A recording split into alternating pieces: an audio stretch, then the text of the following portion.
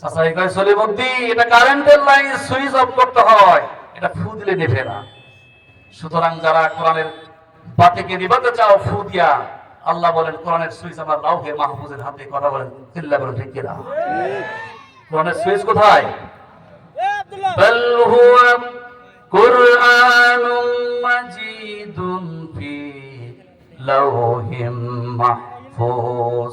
আল্লাহ বলেন বান্দারে, লাউহে মাহফুজের কালি দিয়ে আমি কোরআনকে লিখেছি।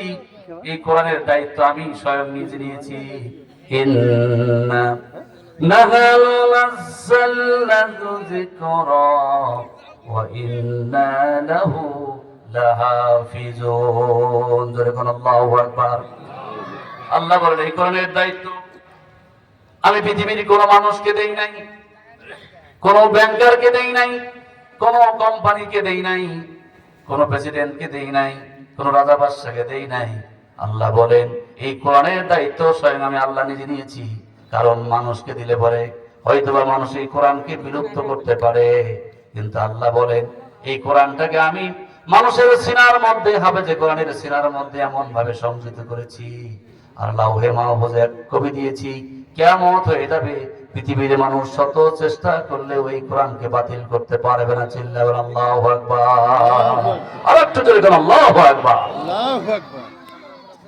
সম্মানিত প্রিয় ভাইয়েরা, কোরআন নাজিল হয়েছে সৌদি আরবে, আরবি ভাষায় নাজিল হয়েছে। আর মিশরের লোকেরা সবচাইতে কোরআনকে সুন্দর করে তেলাওয়াত করতে পেরেছে। আর ভারত উপমহাদেশের মানুষগুলো সবচাইতে কোরআন বেশি বুঝেছে। আর বাংলাদেশের মানুষ সবচাইতে কোরআনকে বেশি আমল করেছে। বলেন সুবহানাল্লাহ। আর একটু জোরে বলুন সুবহানাল্লাহ। কোরআন নাজিল হয়েছে আরবি ভাষায় মক্কা মদিনায়। আর কোরআন সবচাইতে ভালো সুন্দর করে পড়তে পারে মিশরীরা। আর কোরআনের ব্যাখ্যা সবচাইতে বুঝেছে ভারত উপমহাদেশের আলেমরা। আর আমল সবচাইতে বেশি হয়েছে বাংলাদেশে। সুবহানাল্লাহ।